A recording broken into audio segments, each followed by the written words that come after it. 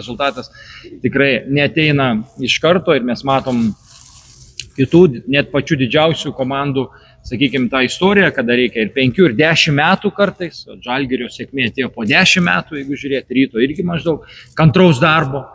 Ir ačiū, kad jūs irgi turit kantrybės. Gerbiamas merė, savivaldos vadovai, sporto vadovai. Ir mes žengiam žingsnis žingsnim kartu tam, kad krepšinis Alytui stiprėtų, sakykime, atsistotų į tas gretas, kurios kadaise buvo galbūt, ypatingai vyrų krepšinį. Ir šiandieną ši spaudos konferencija daugiausia skirta tiesiog pasakyti žinią, kad vyrų krepšinis Alytui išlieka su dar didesniam perspektyvom, su, sakyčiau, dar didesniu įkvėpimu.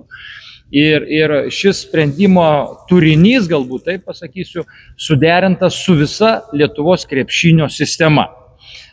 Ne patys sėkmingiausi metai galbūt buvo pernykščiai Alytaus vyrų krepšiniui, sakykime, ir mes diskutavom su savivaldos vadovai, su gerbiamu meru, ypatingai dėkingas gerbiamam Sauliui, kaip mums išlaikyti vyrų krepšinio programą čia, tokios pat perspektyvos, kokios ir planavo. Ir pagal, sakykime, galiojančius mūsų vidaus teisės aktus, kaip asociacija Lietuvos krepšinis, su pritarimu regionų krepšinio lygos, nacionalinės krepšinio lygos, žaidėjų asociacijos, profesionalių krepšininkų asociacijos, šiai dienai galim pranešti, kad iš principo parengtas sprendimas, kurio pagrindu Alytaus vyrų krepšinio programa nacionalinė krepšinio lygoje lieka. Urbo NKL lieka. Tai yra, sakyčiau, labai gera didelė žinia visiems. Ir aišku, Alytų turbūt visi mato Lietuvos krepšinio lygoje, bet tas nuoseklus, logiškas planavimas, galbūt neskubėjimas yra irgi labai didelė vertybė. Ir aš manau, per kelis metus vis tiek Alytų matysim ir pačio aukščiausio lygio varžybos. Tai tikrai už šį sprendimą dėkoju dar kartą savivaldos vadovams, kurie be galo didelės pastangas deda, kad tai vyktų. Ir aišku, naujam galiu pasakyti vyrų profesionalios krepšinio programos vadovui Povilui Tamulinui. Senam mano bičiuliai ir sakyčiau, tai yra nauja perspektyva Alytaus vyrų programai ir aš manau, kad artimiausių metų, kelių metų bėgėje mes dar didesnius laimėjimus matysim ir sakykime, aukštesnėse lygos. Tai ačiū visiems, dar kartą pasikartosiu, tai iš principo yra visos krepšinio sistemos sprendimas. Ir daug asociacijų, lygų į šitą sprendimą yra įtraukta tam, kad Alytų išlaikyti šią perspektyvą. Noriu pasidžiaugti, kad vis dėlto, nors ir buvo sunkus metai ir gal sunkus pastarėjai keli metai, Dzūkijos klubui pardavus licenciją Vilkams, LKL krepšinis Alytuje kaip ir išnyko. Tuo metu neturėjome galimybės nei sportinių principų, nei komercinių principų dalyvauti Lietuvos krepšinio lygoje. Tuo metu nusprendėme dalyvauti regionų krepšinio lygoje. Po to porą metų dalyvavome nacionalinėje krepšinio lygoje ir šiais metais lyg tai prastai buvo rezultatai, tačiau šiais metais vis dėlto priimėm sprendimą gaivinti krepšinį, ne tik gaivinti krepšinį nuo mažųjų, nes mums svarbu visa piramidė nuo apačios, kad mūsų mažieji vaikai, stovintis man už nugaros ar dabar atostogaujantys, turėtų galimybę į kažką lygiuotis. Šiais metais turėjome galimybę dalyvauti net Lietuvos krepšinio lygoje ir buvo pasiūlyti licenciją, tačiau pirmiausiai norime sukurti sirgalių bendruomenę, norim sukurti žiūrovų bendruomenę, toliau norim sukurti normalią vadybą, įtikinti rėmėjus ir visus kitus, kurie besidomi krepšiniu, patikėti vėl mūsų miestu ir vėl kojant į priekį. Aš džiaugiuosi, kad praėjusiais metais mūsų moterų krepšinio komanda laimėjusi B divizioną, išėjo į aukščiausią lygą. Ir mes turime aukščiausio lygoje žaidžiantį moterų krepšinio rinktinę. Norim gaivinti krepšinį, norim pritraukti ir norim sudaryti jaunimui galimybę augti ir žaisti savo gimtajame mieste. Tai šiais metais sutarėme, kad vis dėlto vėl grįžtame į nacionalinę krepšinio lygą, pastiprinti, stipresni, aktyvesni, su nauja vadyba, galbūt ir su nauju pavadinimu, nors dar gal pavadinimu dar kaip ir neįsirinkome, bet aš manau, kad čia dienų klausimas yra ir su nauju vadovu, kuriuo ėmasi atstovauti ir vadovauti naujam krepšinio klubui Paulas Tamolinas. Šitą iššūkį tai priimu kaip didelę atsakomybę, būtent prieš savo miestą, Alytų. Reikia gaivinti, reikia pakeisti požiūrį būtent krepšininkų, Lietuvos krepšininkų, užsienio krepšininkų į Alytų. Turime pagrindą, turime vaikučius, turime daug vaikučių, turime bendruomenę. Smagu, kad visą mūsų pagrindą galime statyti toliau į viršų ir turėsime būtent nacionalinę krepšinio lygą. Faktas, kad Alytus turi būti LKL, bet viskam savas laikas. Tai reikia dirbti, atsakingai dirbti ir sugrįšime.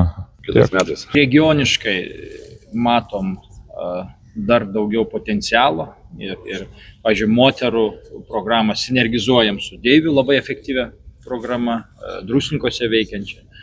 Manau, kad galėtume pasvajoti kažkada šviesios atminties dabar jau Vlado Garasto centro konceptą, kada buvo iš principo irgi regiono principus. Taip, kad viskas yra, ko reikia krepšinio augti, klestėti Alytui ir esu tikras, taip ir įvyks.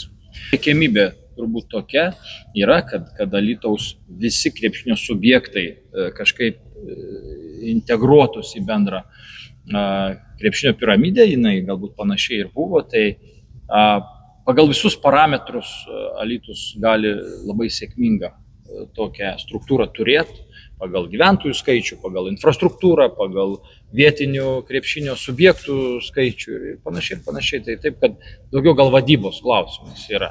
Tai esu tikras, kad veiks tikrai sklandžiai ir mums kaip Lietuvos krepšinio administratoriams labai reikalingas Alytaus krepšinio indėlis, kuo didesnis indėlis, nes žinom, kas laukia ir ateityje ir kaip demografija įtakos ir krepšinį, noriu pasakyti. Ir šiai dienai Lietuvos krepšinio rinktinėje jau du labai reikšmingi žaidėjai, sakykime, iš principo užaugę ne Lietuvoje. Tai Ignas Brazdeikis ir Matas Buzelis. Net ir Kasparas Jakučionis, sakykime, nemažą patirtį įgijęs Ispanijoje, Amerikoje ir panašiai. Tai mes turim išlaikyti efektyvumą mūsų sistemos. O to efektyvumo išlaikymui be galo svarbus nuolatinis bendradarbiavimas. Sakykime, mūsų kaip centrinės organizacijos su, sakykime, klubais, kurie vysto krepšinį savivaldose ir panašiai. Siekiamybė yra, kad vis būtų pilna piramidė ir kad iš principo būtų viskas vienoje aplinkoje ir kad galima būtų derinti visus veiksmus, bet šiai dienai, ką aš galiu pasakyti nuo savęs, tai taip, mes turime Alytaus krepšinio akademiją, ten sportuoja nuo darželio iki vyriausių vaikų ir turėsime dabar būtent mūsų miesto komandą. Tai vaikai tikrai turės ko siekti, kuo didžiuotis ir tikimės, kad žais kuo daugiau alytiškių. Pagrindinis toks devizas, kad namą reikia statyti ne nuo stogo. Reikia jį statyti nuo pamatų, tai būtent 5 metus mes ir statėm tuos pamatus, statėm tikrai sėkmingai, esame kaip Alytaus krepšinio akademija vienintelė pietų Lietuvoje turinti A diviziono komandą vaikinų. Tai manau, yra komanda, kuri geba kurti, yra treneriai geri, bandysime, turime žengti tą tokį, kaip pasakyti, galbūt nepatogų žingsnį į priekį ir stengsimės, kad ta situacija būtų suvaldyta ir kad nepasikartotų prieš tai įvykę dalykai. Reikės savivaldos pagalbos, kalbame su rėmėjais, mes tuos rėmėjus turime, kaip ir minėjau, dirbame jau 5 metai su būtent krepšiniu, tai auksim. Kas turėtų įvykti, kad Urbo NKL licenzija Alytuje išliktų naujų pavydalų. Komandos gali keliauti iš miestų į miestus, iš vienos savivaldos į kitą. Tai yra pasiektas susitarimas ir aš labai sveikinu Alytų su sakykime, vienu iš būsimų dalyvių, kurie licenciją perkels į Alytų. tam laikui perkame licenciją. Dabar dar aišku derinamės visas aplinkybės, bet susitarimas yra ir Alytuje bus NKL.